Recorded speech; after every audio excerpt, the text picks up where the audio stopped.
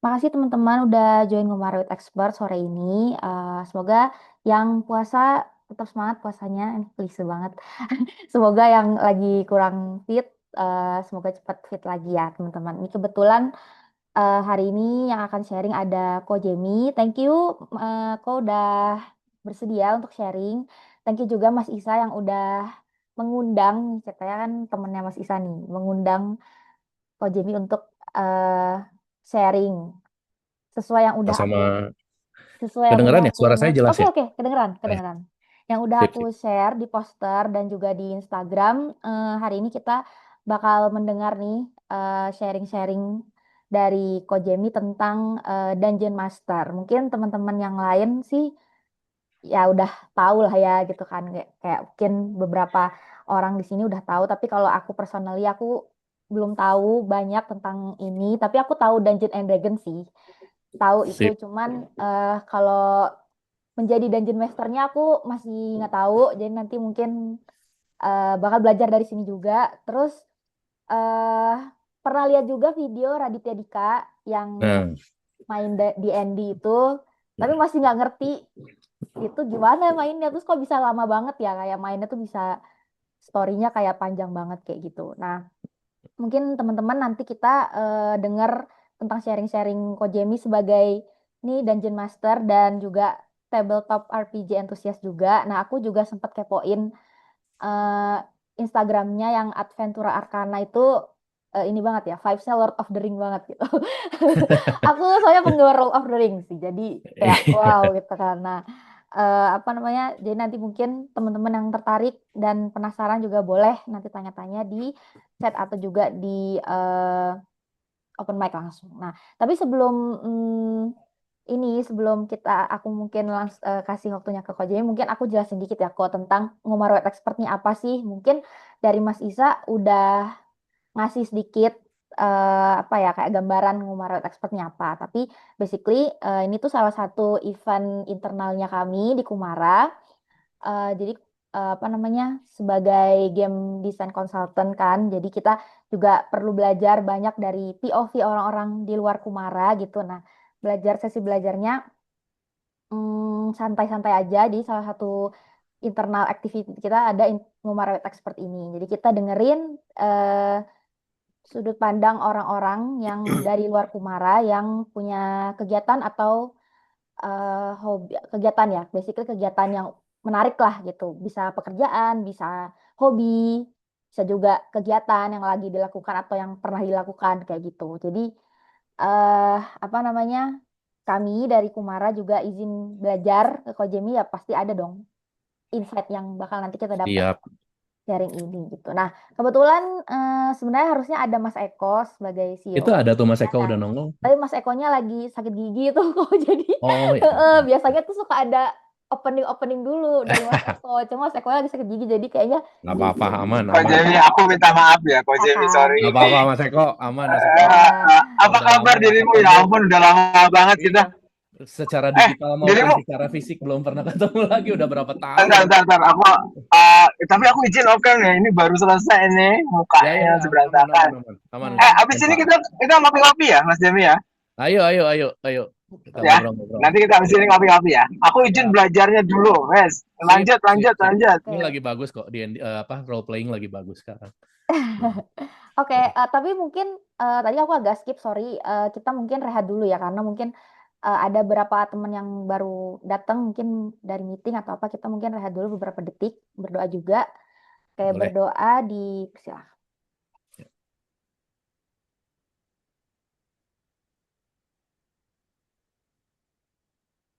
Oke, doa selesai, thank you. Oke, mungkin langsung aja, Ko Jemi silahkan bisa. Kemarin udah info ke aku juga kalau ada slide yang mau ditampilin. Mungkin boleh kok, silahkan. Oke, Harusnya sih langsung bisa ya. kita coba ya ini Oke, screen-nya. yes.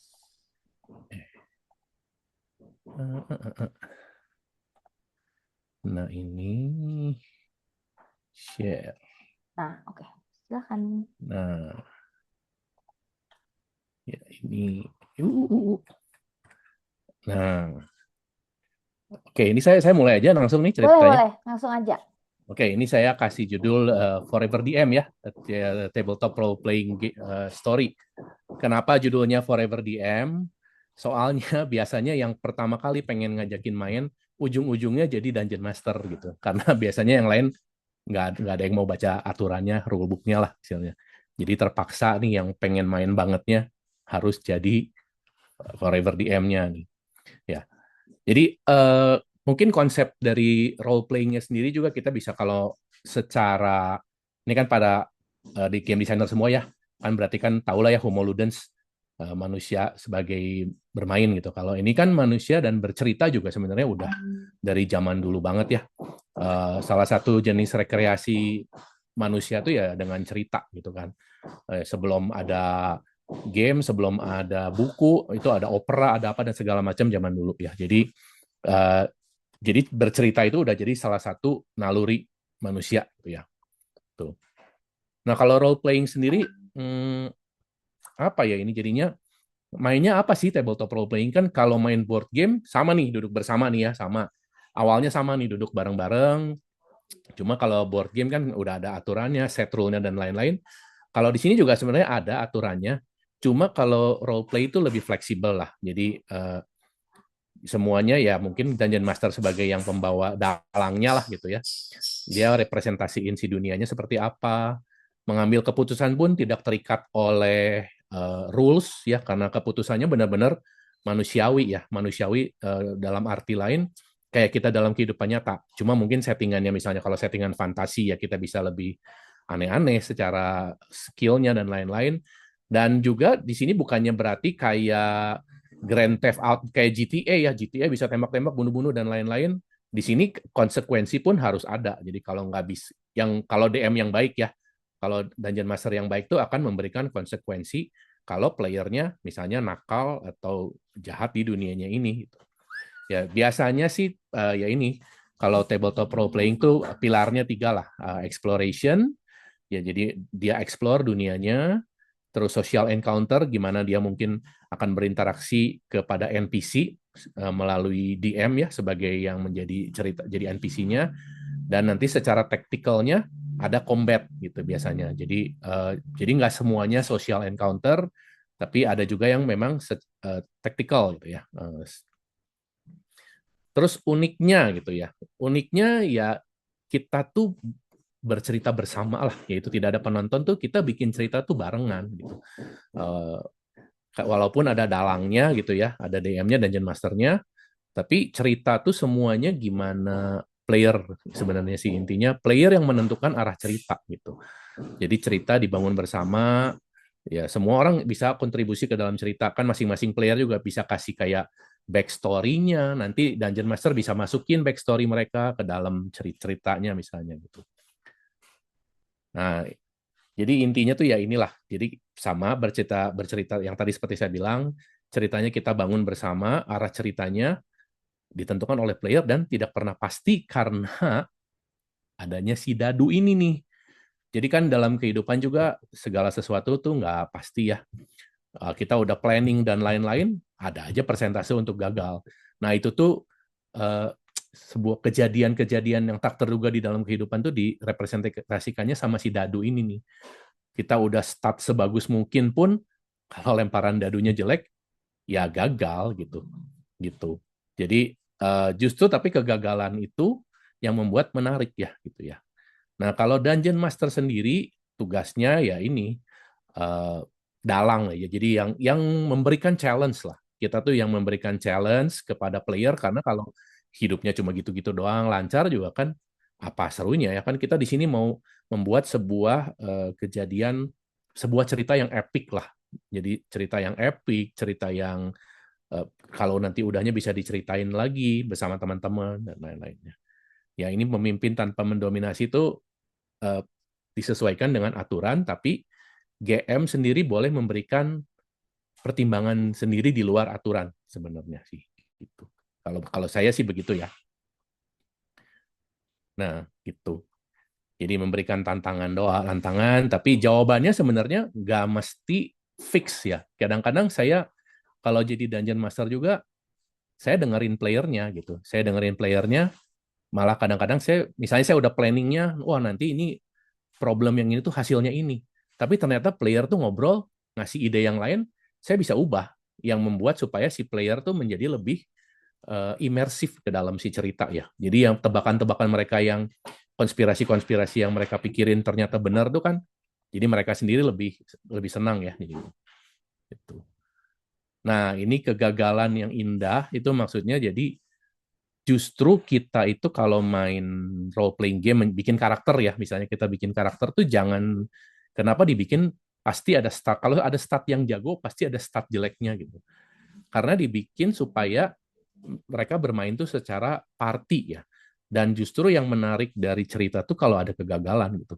Kalau pas gagal, gimana menyelesaikan masalahnya? Itu yang sebenarnya buat saya kalau selama ini jadi Dungeon Master adalah melihat ketika player gagal lempar dadu, ke kreativitas apa yang bisa mereka bawa tuh supaya bisa ya meminimasi lah mungkin meminimasi efek kegagalannya atau malah bisa membalikan keadaan gitu. Kalau orang yang kreatif kadang-kadang bisa malah kegagalannya dibalikin sama mereka jadi malah keuntungan ya itu.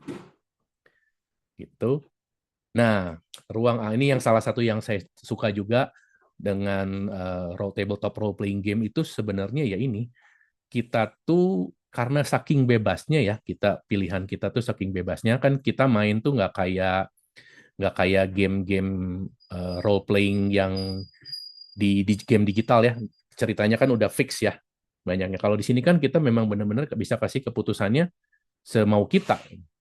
Uh, tapi ada konsekuensi yang di dalam dunia yang tidak nyata gitu. Ini makanya ini foto ini tuh saya ngajar juga ekskul ya di beberapa sekolah suka saya bawa nih role playing game itu ke mereka jadi mereka bisa belajar mungkin kalau kayak sekarang dengan adanya AI lah gitu kan segala sesuatu yang technical itu bisa nanya AI tapi soft skill itu kan latihannya gimana ya kalau saya pikir ini juga salah satu tools gitu ya yang sangat bagus untuk melatih soft skill gitu dengan ya itu ruang aman dikasih ruang aman karena ini semuanya adalah fantasi kan nanti sifat-sifat orang biasanya kelihatan tuh kalau lagi main role playing ini walaupun mereka ada persona masing-masing tapi mungkin karena mereka merasa aman di belakang personanya kadang-kadang sifat aslinya malah keluar ya gitu.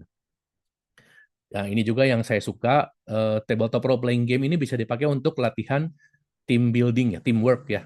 Karena kita tuh nggak sejago kalau kita main game digital. Pokoknya karakter kita tuh udah paling jagonya lah, paling imbanya, kena dapat plot armor nggak bisa mati gitu. Sedangkan kalau di tabletop role playing game tuh karakter kamu tuh bisa mati gitu. Ada konsekuensi bahwa karakter kamu tuh bisa mati dan kamu tuh bukan satu-satunya yang terjago. Kamu tuh harus kerjasama dengan teman-teman kamu supaya gimana berhasil menanggulangi semua masalah yang ada nanti dikasih sama si DM gitu ya. Gitu.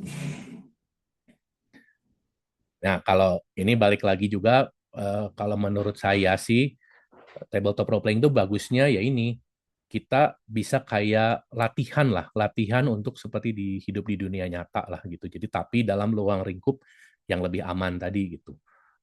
Kalau mau gagal bisa ulang lagi, terus bikin cerita bersama, ya, belajar kerjasama, teamwork dan lain-lain gitu. Ya. Nah kalau saya sendiri sebenarnya sekarang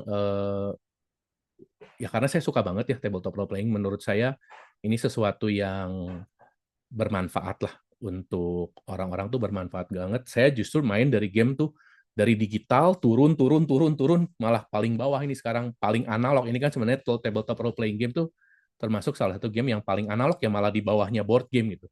Kalau main tabletop itu cuma butuh ya, tabletop role playing cuma kadang butuh kertas, pensil, penghapus doang juga udah jalan gitu.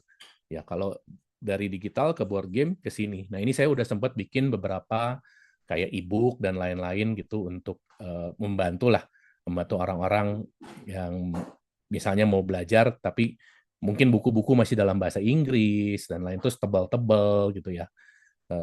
Dan ya ini for FYI aja distributornya Dungeons and Dragon itu di Bandung sebenarnya kantornya tuh di Bandung di Pasir Koja itu Animart ya Animart yang distributornya Magic the Gathering tuh ada di Bandung gitu. Jadi saya juga bisa banyak ngobrol sama mereka. Cuma memang secara bisnis gitu ya, tetap Magic the Gathering masih lebih baik lah dibanding D&D karena ya D&D orang bisa download apa segala macam. Jadi saya masih belum bisa nge-push mereka untuk lebih mengembangkan ini. Gitu. Ya, jadi kalau dari presentasi slide sih mungkin sekian. Saya mungkin mau share lagi tuh kalau selama ini yang saya tahu ya, jadinya kan tadi seperti tadi Caca juga bilang dia tahu D&D dari Raditya Dika itu tuh ngaruhnya besar sekali ya. Terus mereka kan punya komunitas Discord namanya itu DND Jakarta ya. DND Jakarta, DND JKT ya, DND JKT. Kalau saya sempat ngecek tuh membernya 17.000. 17.000 tuh banyak banget ya. Walaupun ya waktu itu yang saya lihat yang online-nya 3.500, tapi 3.500 aja tuh udah banyak banget ya.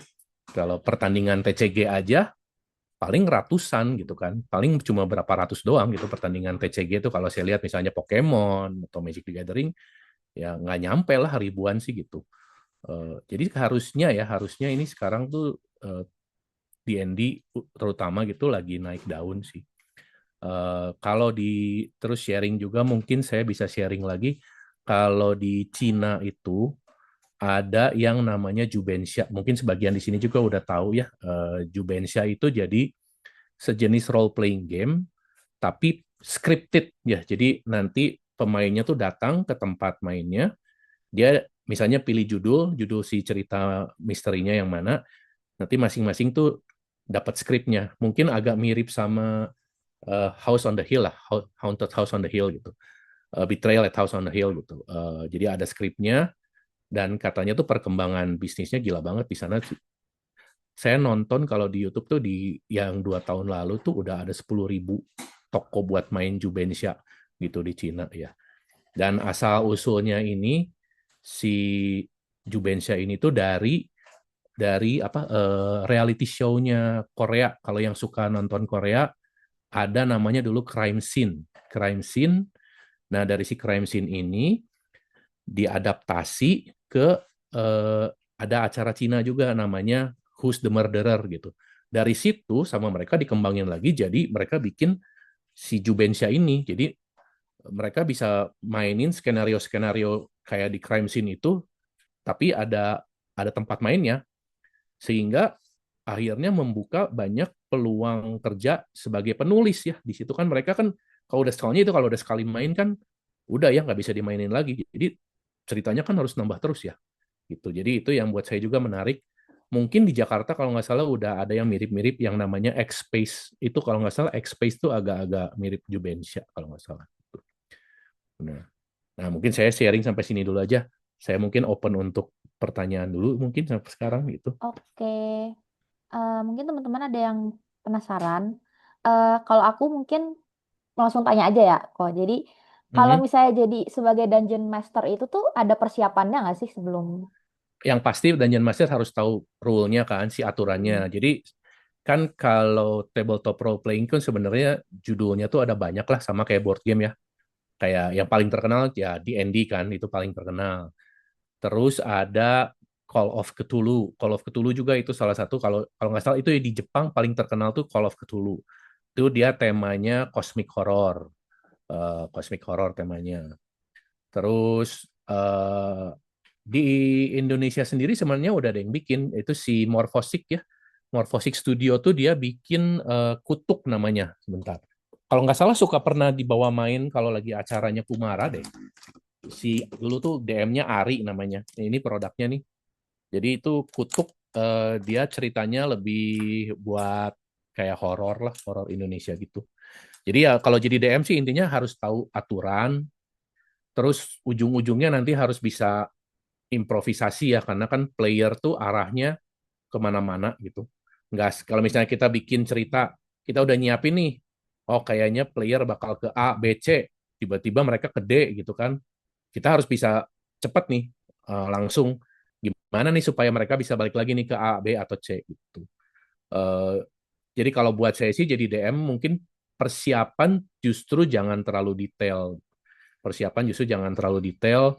Yang penting ada kerangkanya aja, plotnya lah. Jadi ada plotnya tuh seperti apa. Jadi kalau sampai player pindah-pindah jalur pun si plotnya tetap jalan gitu. Itunya itu sih mungkin paling Oh, utama jadi ya. eh, takutnya mungkin kalau kalau misalnya, jadi kalau secara teknis itu nggak ada ya kok. Jadi kayak, Jam terbang sih ya. Kayak kalau kalau oh, belajar belajar rule kan sama aja kayak belajar orang main rule board board game game. lah, Ya, mirip-mirip ya, kan ya, sebenarnya kan. ya. Cuma kalau misalnya eh, ya mungkin orang yang sering public speaking dia ada bonus tambahan lah karena dia sering public speaking kan.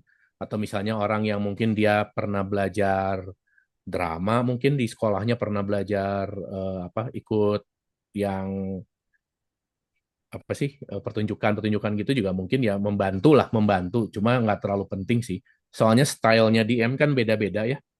Dungeon Master juga jadi nggak ada patokan juga sih, nggak ada patokan harus gimana.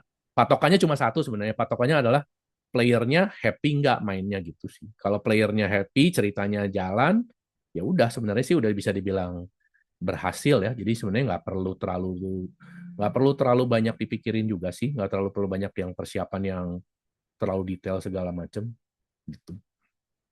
Oke. Dari teman-teman mungkin ada yang mau bertanya, mungkin kalau yang lagi sibuk mungkin nggak usah dulu, nggak apa-apa. Mungkin dari tadi sih sebenarnya nyambung sama yang terakhir tadi. Oh, Mas Eko. Ntar Mas Eko, aku dulu. Kalau Kojami sendiri tipe, kan tadi kan Kojami cerita kalau Dungeon Master tuh ada macam-macam tipenya ya kan. Mm-mm. Mungkin boleh spill beberapa nggak tuh? Terus Kojami sendiri masuknya ke Dungeon Master yang tipe Kalau yang kayak gimana? saya, kalau saya sih lebih seneng yang tempat, kalau misalnya bikin cerita ya, saya bikin cerita, saya lebih seneng kotaan lah. Kenapa kotaan? Karena nggak terlalu luas. Yang satu nggak terlalu luas, terus saya tuh Hmm. lebih senengnya lebih ke investigation. Kayak saya lebih senengnya kayak Oh, lebih misteri gitu. Jadi apa, detektif lah. Saya lebih senengnya kayak player tuh nyari clue, ininya siapa-siapa. Tapi ada juga memang yang DM tuh ada yang misalnya dia sukanya dungeon crawling. Dia kalau jadi dia senangnya tuh mainnya masuk ke dalam dungeon tuh dungeonnya tuh gede banget gitu. Jadi kita eksplorasi di dalam dungeon.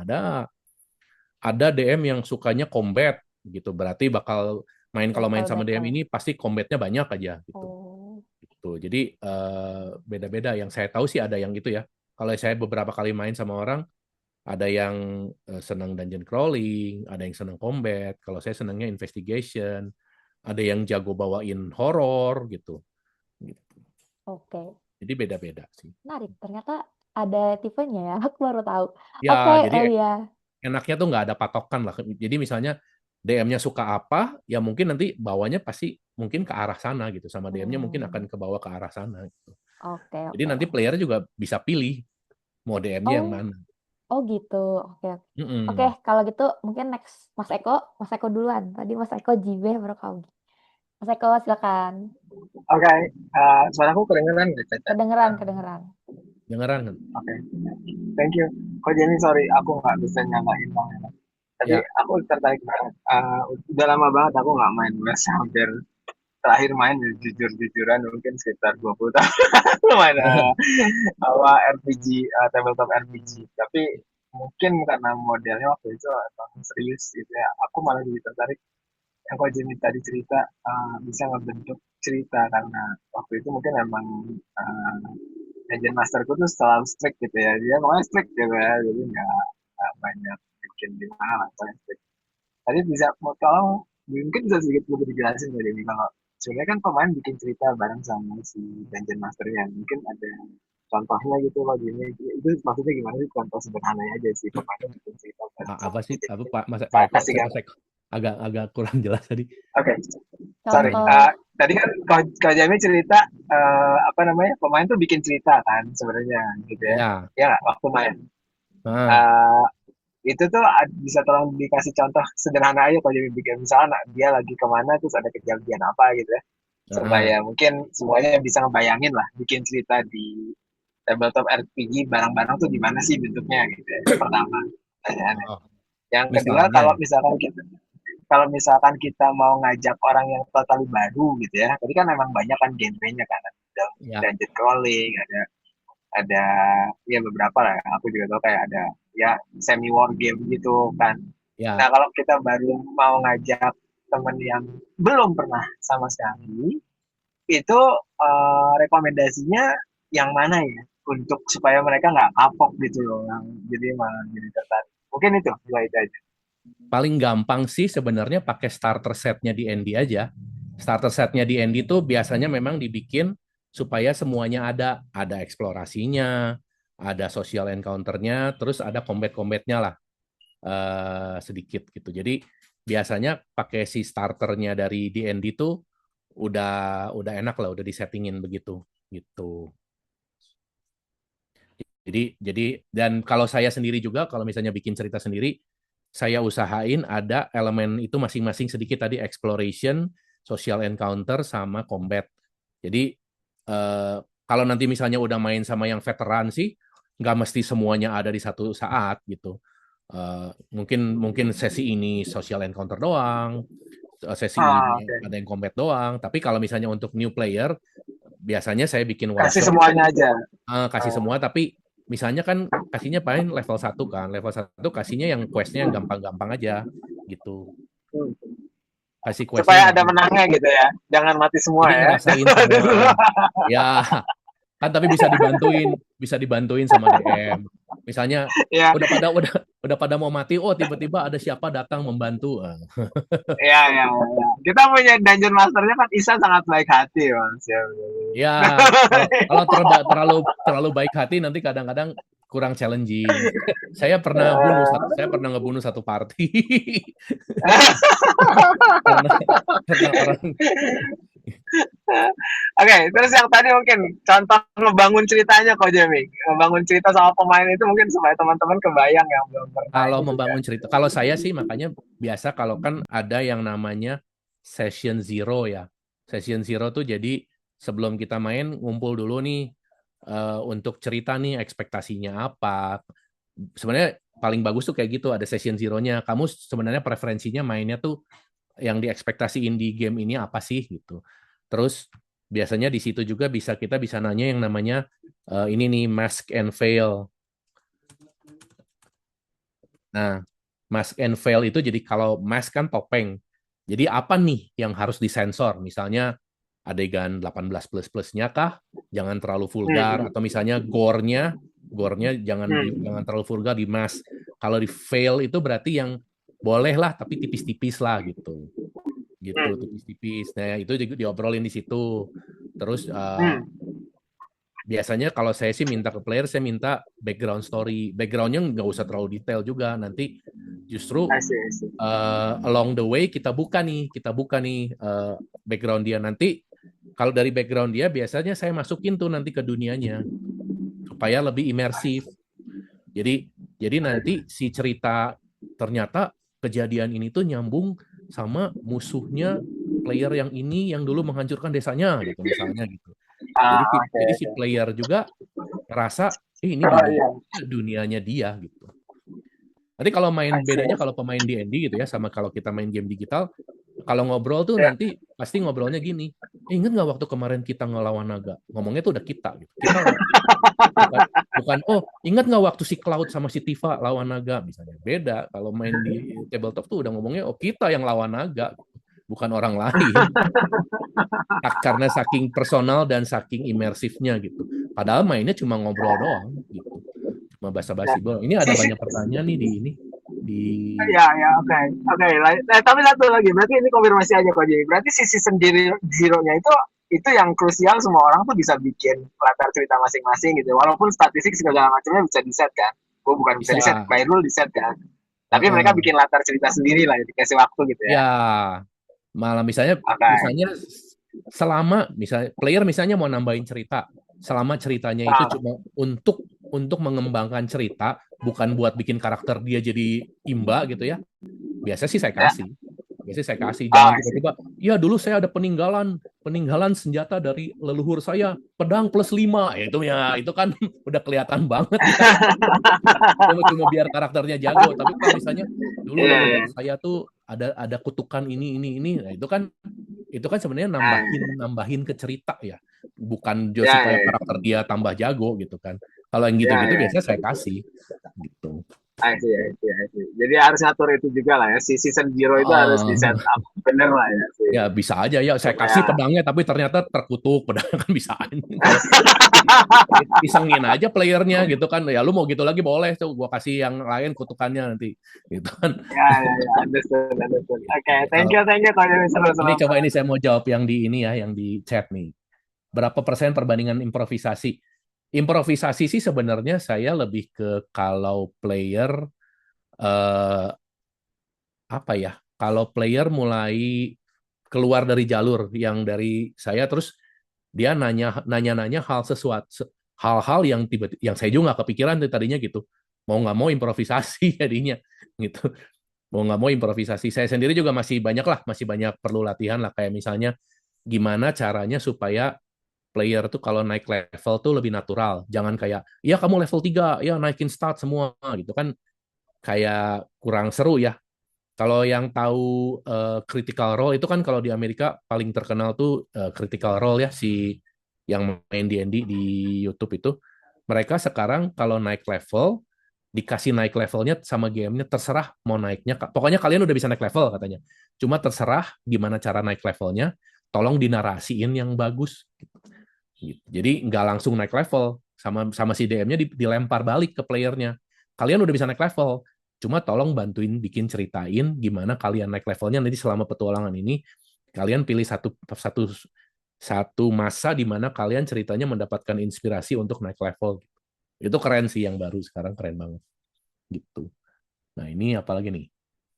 Contoh sederhana building cerita. Itu yang Oh ini tadi, kita itu yang ya. tadi udah. Yang tadi ada satu pertanyaan Mas Eko ketinggalan sih kok. Jadi buat yang belum pernah main Kalau yang belum eh pernah main, tabletop role playing game itu kalau mau am, diajak main datang aja sih. rekomendasinya oke. Berarti Rekomendasinya apa? Datang heeh. aja, tinggal membawa diri itu mah. Nanti kan ada DM-nya. Oke, oke, oke. Berarti Nanti ada DM-nya. Jadi dia mau ngapain? Kan segampang tinggal dia ngomong dia mau ngapain. Segampang itu gitu. Ini karakter kamu mau ngapain? Nanti rule-nya ya tinggal DM yang ngomong, ya kamu lempar dadu, coba lihat angka yang ini. Nah, kamu dapat angka segini, makanya kamu berhasil. Nanti dari misalnya cerita berhasil atau cerita gagal pun itu bisa dari DM. Misalnya kamu berhasil sehingga membuat tangan musuhnya kepletek misalnya. Atau kalau kamu gagal jadi musuhnya bisa mendapatkan posisi yang lebih baik atau gimana. Itu nanti sebenarnya eh, player biasanya juga nggak masalah kok kalau misalnya si narasi ceritanya tuh GM yang ceritain tuh mereka banyaknya juga nggak masalah karena mereka sendiri kan belum biasa ya hmm, ngenarasiin si karakter merekanya mau ngapain secara visualnya gitu, secara imajinasinya kan belum. Nanti lama-lama juga kalau udah bisa mereka akhirnya bisa sendiri gitu. Nah ini coba oke, oke. Om Isa, Om Isa atau bisa ini. Om Isa, Bisa ya curhat maksudnya keluh Mas Isa kesahnya jadi ya DM. curhat keluh kesahnya jadi Banyak DM mau. pas Kalau main. B-nya agak apa kalau mungkin kalau DM awal kan suka suka malu-malu ya, suka nggak enakan lah gitu. Aduh, ini kalau saya kasih konsekuensi kasihan nggak gitu. Kalau saya sih awalnya gitu, cuma kalau belakang-belakangan sih kalau ada yang pemain yang banyak mau ya di ini aja dikasih konsekuensinya aja. Misalnya dia ngebunuh-bunuhin NPC ya dia dicariin polisi gitu. Terus dia nggak sopan, misalnya dia nggak sopan sama noble gitu.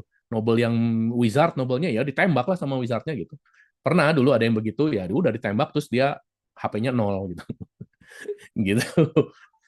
Jadi ya Hmm. memang maksudnya memang harus masuk akal kan, jadi nggak bisa seenaknya gitu kan. Jadi Gitu. ngasih konsekuensinya itu juga part of the story gitu ya kok. Jadi kayak nggak Penting, konsekuensi itu penting. Jadi seru seru. kalau main bisa sebebasnya kan juga nggak seru ya. Bisa, maksudnya bisa tapi ada sesuatu pasti yang membuat hidup mereka lebih susah gitu. Oke. Oke, Gitu. Jibe ada lagi nggak pertanyaan? Soalnya masih raise hand. Sepertinya next aja ya, Beh. Kak Ogi dulu deh. Soalnya dari tadi udah raise hand. Silakan, Kak. Apa ini raise hand? Enggak ya? Hai Kak Jamie. Takut takut pegel Halo. tangannya raise hand terus. Nah. Ini pertanyaan yang pernah aku tanyain sama Isa, tapi Isa nggak bisa jawab. Pertanyaannya adalah, Setelah main D&D beberapa kali, aku menemukan pattern yang sama, Kak, mic-nya kecil tapi suaranya. ya, mohon maaf Nah, ya. ada. Maaf. Ini mic-nya, headsetnya metong satu sebelah. Pertanyaannya adalah, setelah aku main beberapa kali D&D, terus ketemu GM yang berbeda, DM yang Mm-mm. berbeda, tapi aku menemukan satu pattern. Dimulainya selalu ketemuan di tavern. Kenapa? Kenapa Itu harus ketemuan game-nya di baru tavern? atau game Enggak lama? juga sih kok sebenarnya. Ini Lokasi masih COD. COD. Bener. Nanti dari situ baru nanti ketemu questnya dari situ gitu. Tapi kayak kalian ketemu di bar, kalian di tavern. Kalau nggak di tavern di penginapan gitu, di inn gitu. Selalu lokasinya di situ. Kalau kok Jamie sendiri pernah nggak sih di tempat yang non building gitu, misalnya kayak di hutan, tiba-tiba di laut kek, di pantai kek gitu. Soalnya ketemunya di situ-situ lagi gitu. Kalau saya sih sekarang ya, kalau sekarang sebagai DM ya, biasa kalau misalnya ini partinya baru nih ya, partinya baru pasti saya depannya tuh narasinya agak panjang, dibikinnya kayak openingnya movie gitu. Jadi kita pakai POV-nya nggak usah pakai POV kayak POV-nya POV yang lagi nonton bioskop. Kalau saya sih biasa awalnya gitu. Kalau sekarang, jadi anggapannya kayak lagi nonton opening movie, eh, player tuh lihat dari kamera gitu. Mereka lihat dari kamera, terus mereka mungkin melihat karakter-karakter mereka sendiri lagi ngapain, baru nanti masuk ke playernya dan lokasinya. Ya kalau udah kayak gitu, udah bisa begitu ya. Tips lah ini, mungkin salah satu tips tuh bisa bikin kayak openingnya movie. Kalau udah begitu tuh udah nggak perlu di Taven.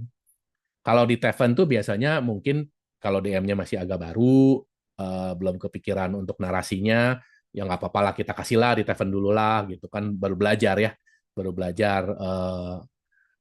Ada yang sempet dulu, saya pernah nonton startnya tuh mereka masing-masing di dalam peti mati kalau nggak salah.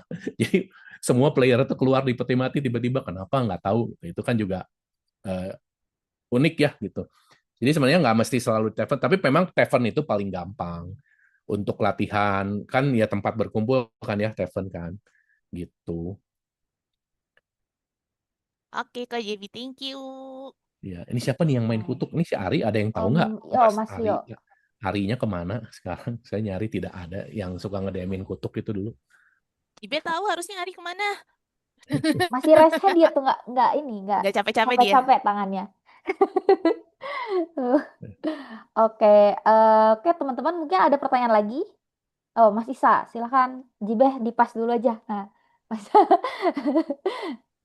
Sore Ko Jenny, thank you udah Halo, Sa. dalam short notice bisa memenuhi request mendadak.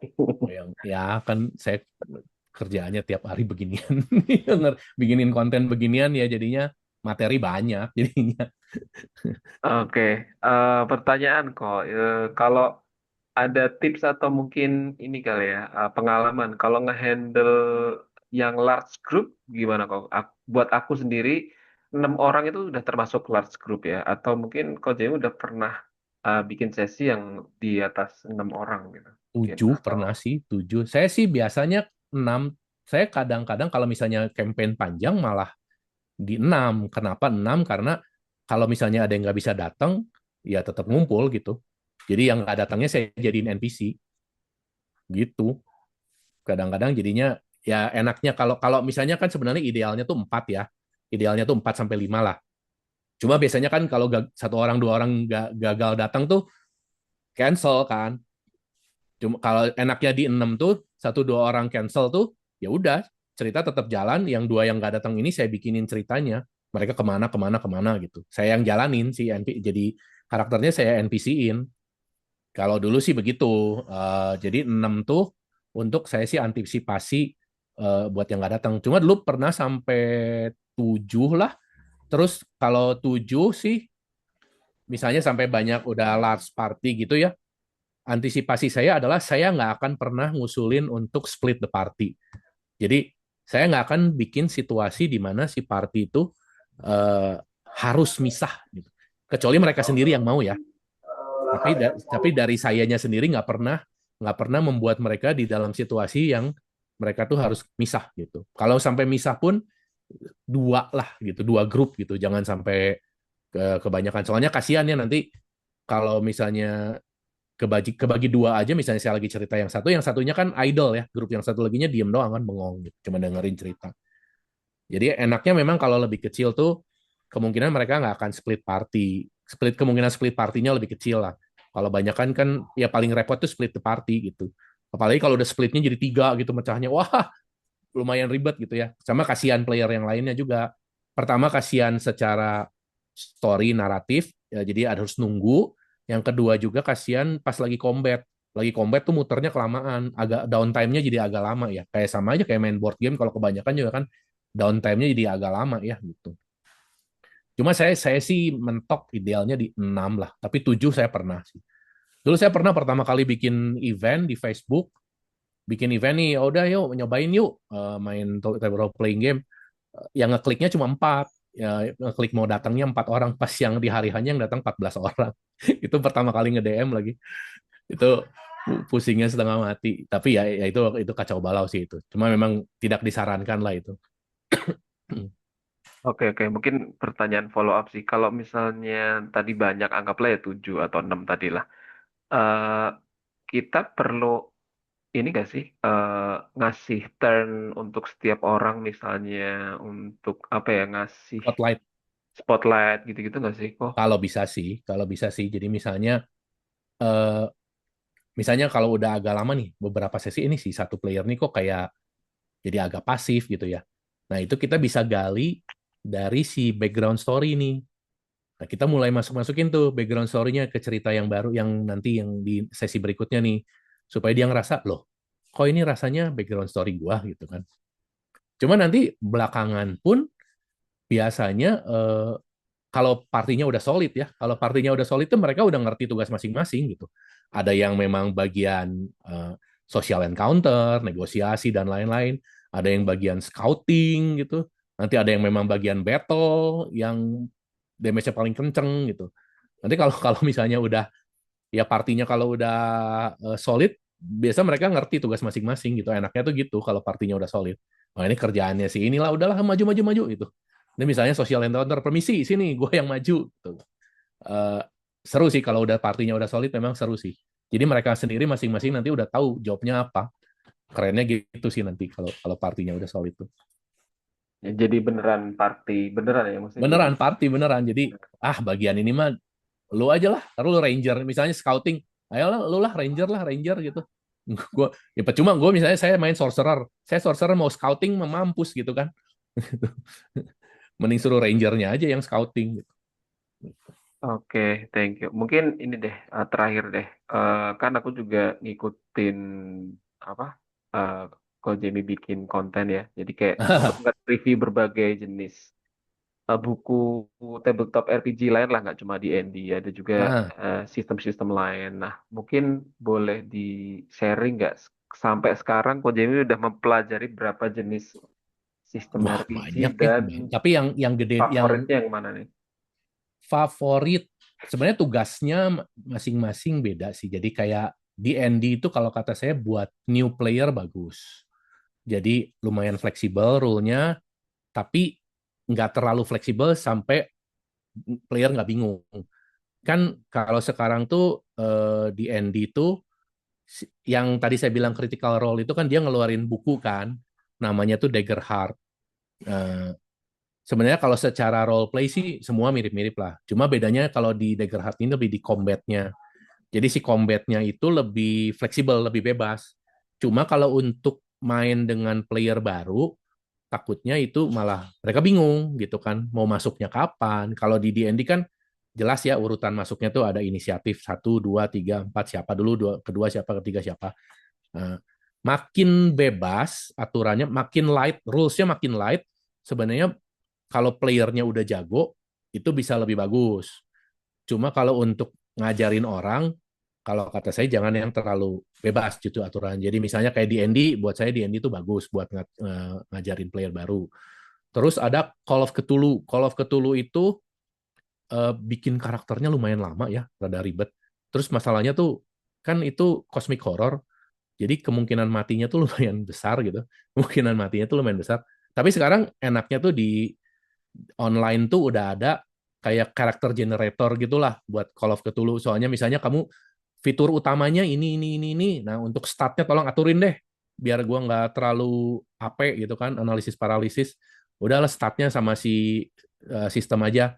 Jadi itu juga mungkin bisa nolongnya supaya bikin karakternya bisa lebih cepat. Yang saya pelajari itu. Terus ada vampire yang suka vampirean, Vampire the Requiem, World of Darkness lah. Jadi kalau ada yang tahu game digitalnya Bloodlines ya, yang vampire tuh. Ya, itu ada juga role playing-nya. Itu itu juga lumayan. Terus Savage World lumayan. Ada nah ini Dragon Age yang game digitalnya itu juga justru saya pertama kali main Dragon Age. Dan buat saya juga Dragon Age sebenarnya buat new player lumayan bagus ya. Kenapa? Karena opsinya tuh sama kayak di game digitalnya.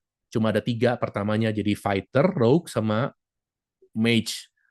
Jadi nggak bingung. Kalau di D&D kan ada 12 tuh. Kelasnya ada 12. Kalau di Dragon Age itu cuma ada 3 doang. 3 kelas doang sama awalnya nanti ada cabangnya gitu. Jadi mempermudah juga untuk player baru bikin karakter. Dan mainnya pakai dadu biasa ya, dadu normal, dadu 6, D6. Itu ada Dragon Age itu apalagi ya yang saya pernah baca.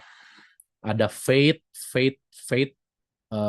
terus Powered by the Apocalypse. Powered by the Apocalypse juga itu saya sempat bikin kemarin yang versi Nusantaranya. Itu juga nggak terlalu berat terusnya. Ada yang menarik lagi apa ya? Saya ada beberapa beli cuma gara-gara buat koleksi sih. Ada ada World of Warcraft, tapi itu sih beli karena buat koleksi ya. Tapi secara rule sih nggak terlalu oke lah. Eh, Dungeon Crawl Classic itu sebenarnya bagus tuh. Dungeon Crawl Classic bagus. Eh, Morkborg yang terakhir. Jadi ada namanya gerakan tuh OSR Old School Renaissance. Oh ya OSR. Jadi OSR itu hmm, mereka bikin kayak D&D yang zaman dulu, tapi dimodernin lah gitu. Jadi itu lagi beken sih sekarang.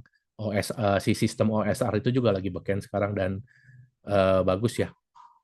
Kalau yang saya koleksi sih ada yang namanya Lamentation of the Flame Princess. Itu masuknya OSR, cuma itu saya koleksi karena bukunya lucu-lucu sih. Ada yang pakai leather, ada yang nanti temanya kayak Alice in Wonderland, ada yang dalamnya di printnya pakai tinta emas. Gitu. Jadi secara itu lebih ke secara artistik lah saya koleksinya. Gitu.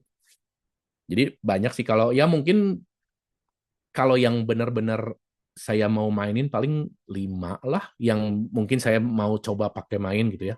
Paling 5, tapi sebenarnya kalau sistem sih banyak ya.